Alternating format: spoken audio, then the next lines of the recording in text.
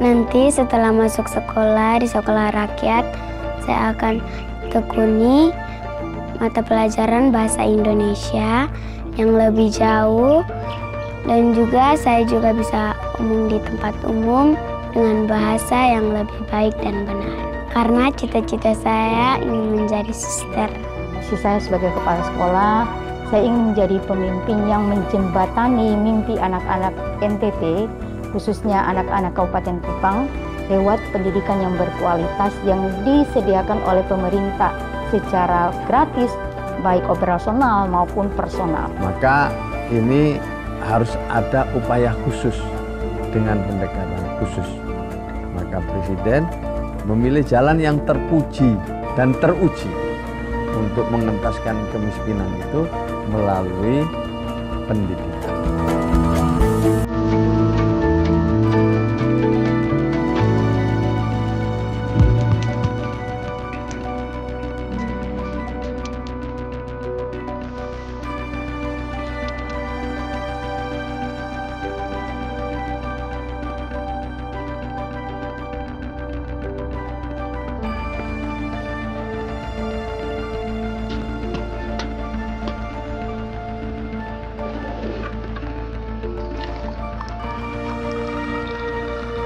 Sebentar, kopi masih buat.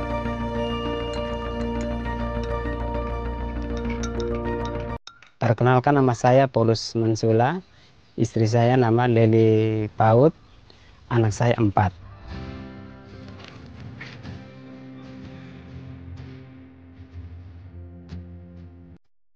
Minum sudah, mau jalan jual ikan di pasar. Pekerjaan saya petani. Kalau musim sawah saya di sawah, musim jagung ya di kebun. Saat setelah habis panen pasti jual ikan.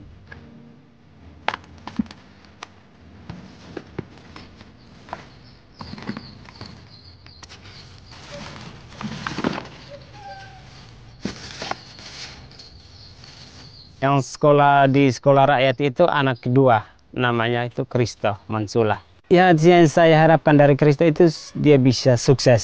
Nah, dia bisa mendiri sendiri, bisa sukses, bisa membanggakan orang tua. Nah, itu saya harapkan dari Kristo.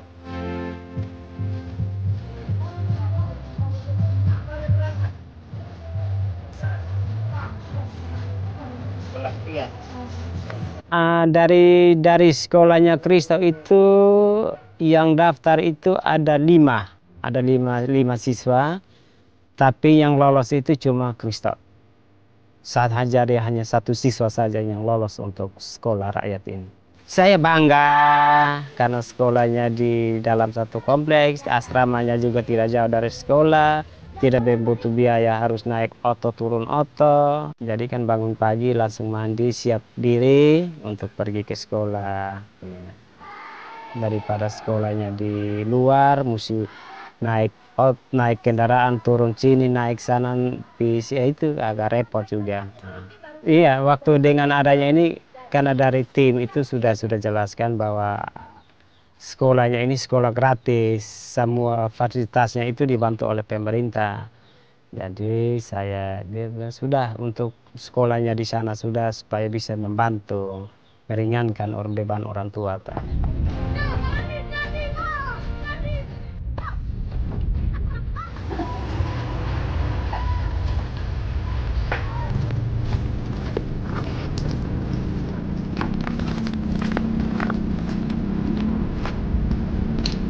Cita-cita saya adalah menjadi seorang pendeta, dan ada satu ayat yang saya sukai yaitu Yohanes 3 ayat 16 yang berbunyi, "Karena begitu besar kasih Allah akan dunia ini sehingga Ia telah mengaruniakan Anaknya yang tunggal supaya setiap orang yang percaya kepadanya tidak binasa melainkan beroleh hidup yang kekal."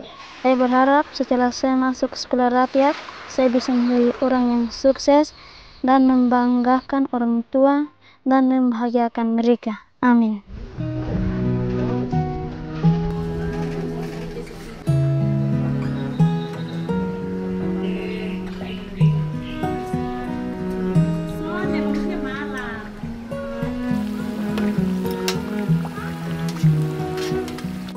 Saya Irene Patricia Munemnasi, usia saya 11 tahun. Saya baru lulus kemarin dari SDK Santo Yosep Limakua Putu.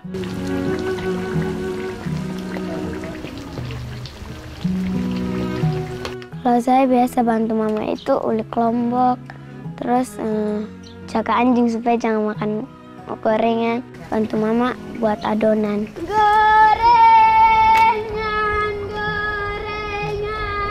Saya jual, saya bersama dengan saya punya kakak Tilo. Kami berkeliling di kampung. Nanti setelah masuk sekolah di sekolah rakyat, saya akan tekuni mata pelajaran bahasa Indonesia yang lebih jauh.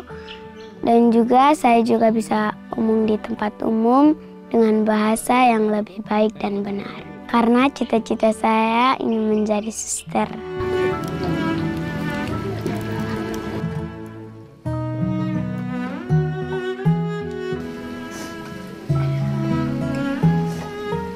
Dia sudah pulang kampung, orang TTU. Sudah pulang kampung dari tahun 2020. Sebelum itu juga 5 tahun sebelumnya itu dia sudah tidak bertanggung jawab lagi. Saya urus anak-anak sendiri.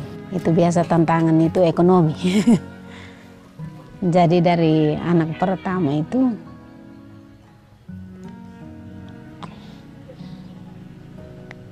kan sendiri, jadi biaya agak kesulitan. Dari yang paling besar itu terbantu dengan beasiswa. Hanya keluarnya kan 1 tahun sekali, jadi selain dari situ saya yang harus membiayai anak-anak. Saya yang mencari nafkah. Tiap hari itu pekerjaan saya itu tenun, di samping tenun ada usaha sampingan yaitu jual gorengan.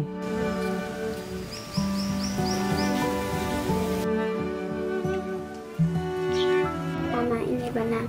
Sudah. Sudah. Terima kasih banyak, Ira. Sama-sama. Bilang iya, anak. Dari sekolah SDK Santo Yosep Putu ini ada 5 orang anak. Jadi 1 diantaranya Irene. Jadi dari Pak bilang kami siapkan di sana fasilitas untuk tinggal di asrama.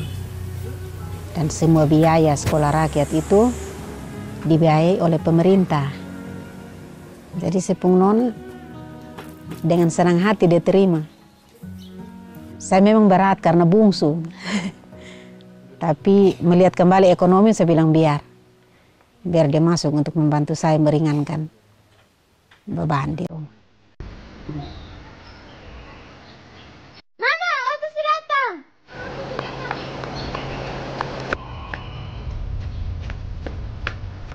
Mama, Oto sudah datang. Sudah Pak? Iya. Sebelum Irene berangkat, saya titip pesan. Bilang pergi sekolah baik-baik, belajar, dan kalau ada teman-teman yang ganggu jangan marah, harus rendah hati. Dan jangan lupa ada satu yang paling utama itu berdoa.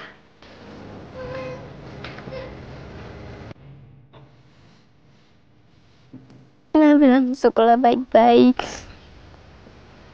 supaya bisa mandiri, supaya bisa sukses mama, supaya kau jangan susah lah begini. Sampaikan ke mama supaya mama tetap sabar. Mama tuh di kampung negara supaya bisa angkat mama pun derajat, ya? Walaupun kau jauh dari mama, mama tetap sabar. Dukung kami dalam sekolah supaya kami bisa kerja dengan baik, bisa kasih sukses mama maupun kau susah tapi tetap berusaha.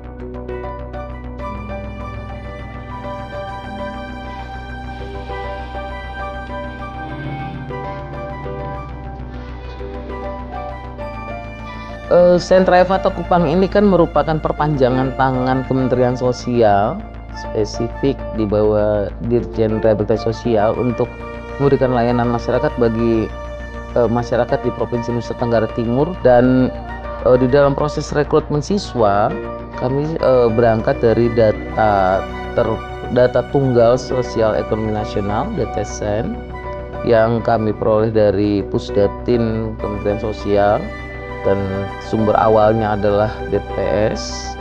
Lalu data itu kami coba lakukan pemilahan, pengecekan dulu melalui sistem, dan data yang kami terima itu sebetulnya 10.000 anak atau keluarga yang berada pada desil 1, yaitu kategori miskin ekstrim, dan desil 2 miskin.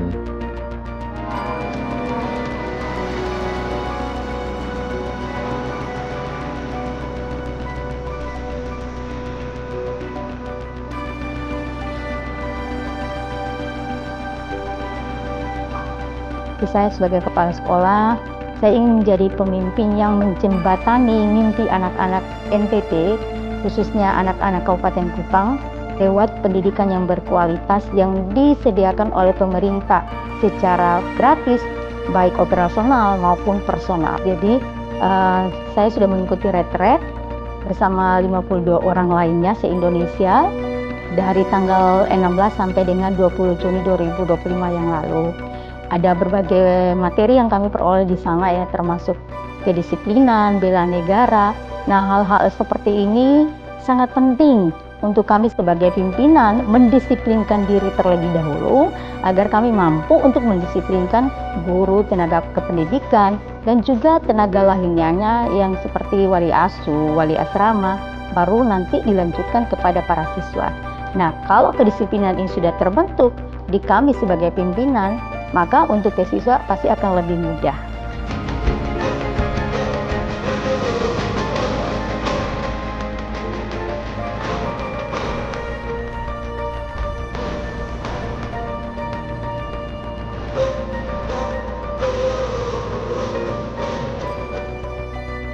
Jadi kalau untuk Putri sendiri ada 5 gedung, ada 5 asrama untuk mereka yang 45 yang nanti juga dihuni oleh para wali asuh.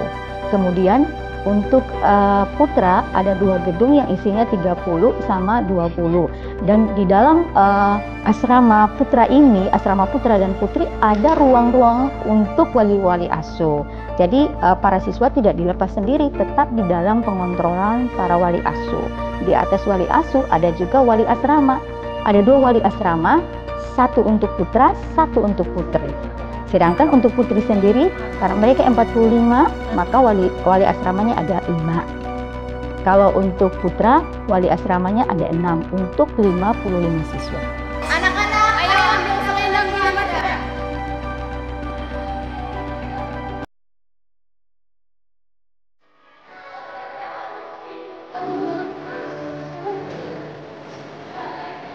Setelah jam pembelajaran, mereka istirahat. Nanti mereka ada lagi kegiatan-kegiatan lainnya. Nah, ada kegiatan keterampilan. Mereka ada kegiatan yang melibatkan potensi minat dan bakat anak. Nah, minat dan bakat anak ini sudah kami petakan sejak mereka awal masuk. Jadi lewat perbincangan, lewat kuis, kami tahu, oh anak ini memiliki potensi apa, menari, menyanyi, bahasa, dan lain-lain. Nah, potensi-potensi ini ya akan kami maksimalkan pada kegiatan-kegiatan ekstrakurikuler dan lain-lain.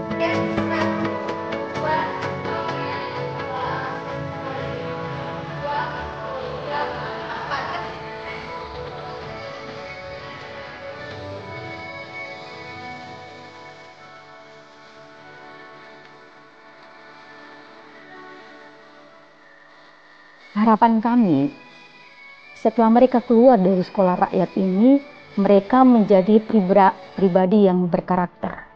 Karena kalau cerdas, di luar sana banyak orang cerdas. Setidaknya memiliki karakter yang kuat, karakter yang tangguh, punya daya saing dengan masyarakat di luar sana.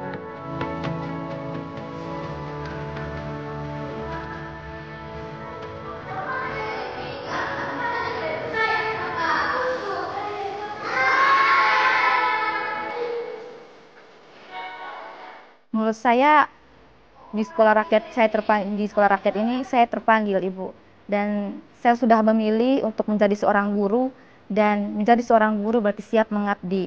Ketika saya mendapatkan informasi bahwa ada sekolah rakyat, yaitu sekolah yang diberikan untuk anak-anak yang kurang mampu untuk mengakses pendidikan, saya sangat bersemangat. Jadi dimanapun penempatannya, dimanapun tempatnya untuk saya mengabdi, saya siap mengabdi. Untuk metode pembelajarannya nanti, Bu, saya mungkin akan menggunakan metode problem based learning dan project based learning. Jadi saya lebih bagaimana peserta didik lebih terlibat aktif dan langsung mempraktekkan apa yang mereka dapatkan. Begitu mereka mendapatkan teorinya, bisa langsung dipraktekkan. Dan saya usahakan agar siswa itu lebih aktif mencari tahu dan lebih aktif untuk membangun konsep pemahaman mereka tentang materi yang diajarkan.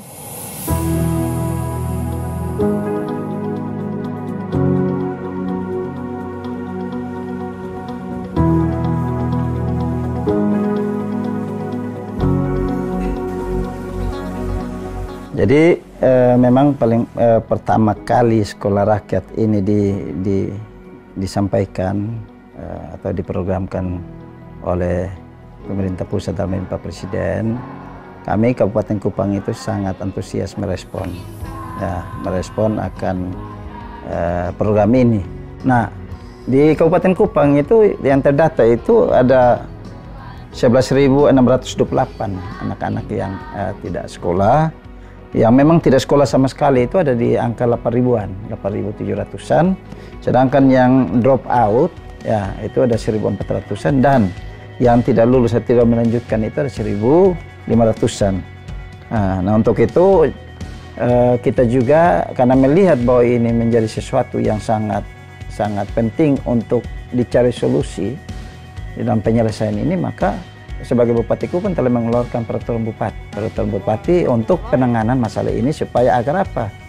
Agar anak-anak ini bisa kembali bersekolah dengan keberadaan sekolah rakyat ini.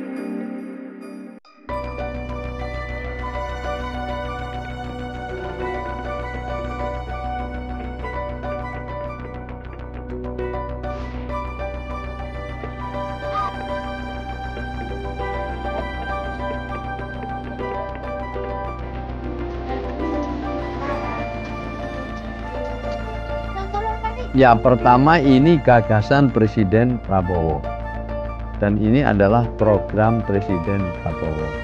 Kami bersama kementerian yang lain ini berusaha menerjemahkan apa yang menjadi gagasan Presiden itu melalui Inpres nomor 8 tahun 2025. Dalam pemahaman kami, apa yang digagas oleh Bapak Presiden Prabowo ini melihat beberapa hal. Saya lihat dari beberapa sisi. Sisi yang pertama itu, saya lihat ini berusaha untuk memuliakan keluarga miskin. Mereka yang tersisihkan, mereka yang tertinggal, mereka yang tidak terbawa dalam proses resmi pembangunan kita. Dua, juga mereka putra-putrinya tidak mendapat dukungan lingkungan yang berkualitas agar mereka bisa belajar dengan baik. Data menunjukkan bahwa 60% lebih keluarga miskin itu kemudian diteruskan kepada putra-putri, 64%. Ada juga yang kemudian naik kelas, berhasil, ada. Tetapi 60% lebih itu putra-putrinya juga ikut miskin. Maka ini harus ada upaya khusus dengan pendekatan khusus.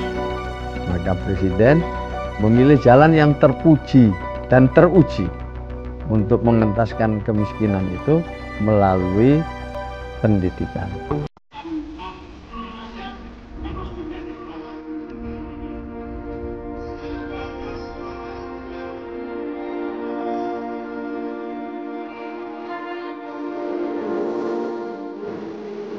Jadi jargon yang pertama atau key point, kata kunci yang pertama tadi itu adalah memuliakan. Karena sifatnya memuliakan, maka kita ingin betul memberikan layanan melebihi dari standar minimalnya. Dari situlah maka mereka tidak cukup sekolah seperti sekolah biasa, sekolah reguler. Tapi mereka pun konsepnya adalah berasrama. Sehingga mereka 24 jam kita pantau, kita layani. Tidak hanya urusan fisiknya, tetapi urusan karakternya pun juga demikian. Urusan akademiknya pun juga demikian. Urusan karir masa depannya pun juga demikian. Sehingga dengan demikian, ini bisa segera anak-anak yang dari kaum duafa ini untuk bisa lepas dari jeratan kemiskinannya itu. Dengan harapan kalau mereka sudah bisa lepas dari situ, mereka bisa memotong mata rantai kemiskinan di keluarganya.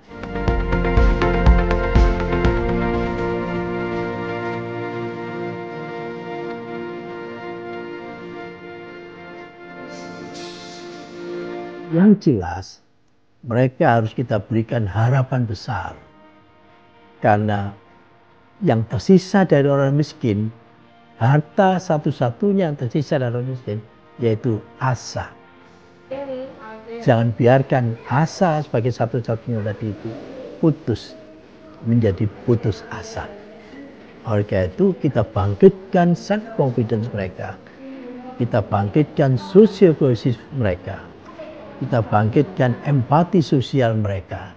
Sehingga mereka itu nanti, meskipun sekarang berat, iya, tetapi harapan ke depan jauh lebih dahsyat.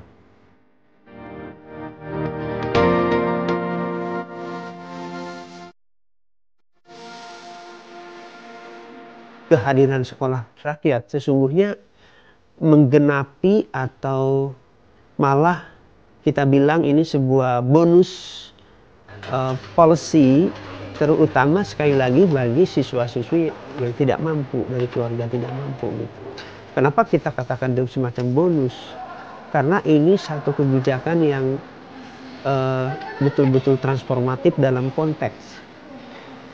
Fakta sebelum sekolah rakyat, untuk memperoleh sekolah yang berkualitas, apalagi berasrama, itu mahal sekali.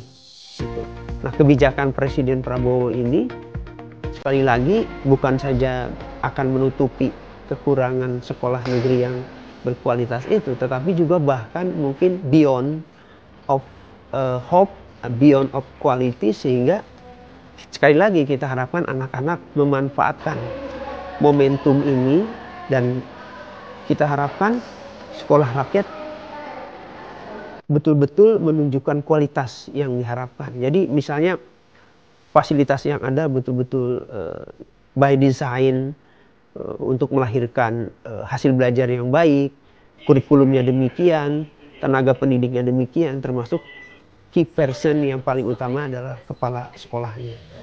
Kita harapkan kepala sekolah bisa memanage sumber daya yang ada di sekolah rakyat ini untuk menghasilkan lulusan-lulusan yang berkualitas. Gitu. Nah, tentu sekali lagi peran penting para siswa juga demikian.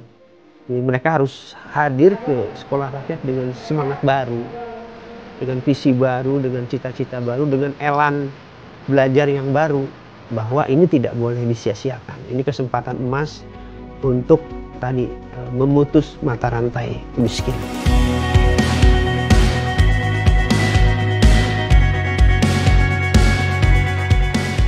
Kalau ini menuju Indonesia Emas tahun 2045 kan 20 tahun lagi. Sekarang umur mereka itu misalnya 10 tahun lah, sampai 15 tahun. Tambah 20 tahun mereka udah usia 30-40, usia produktif. Usia yang luar biasa itu. Kalau dia punya kapasitas, punya kemampuan, punya suatu tekad yang kuat, akan mereka menjadi pribadi-pribadi yang sanggup mengatasi tantangan.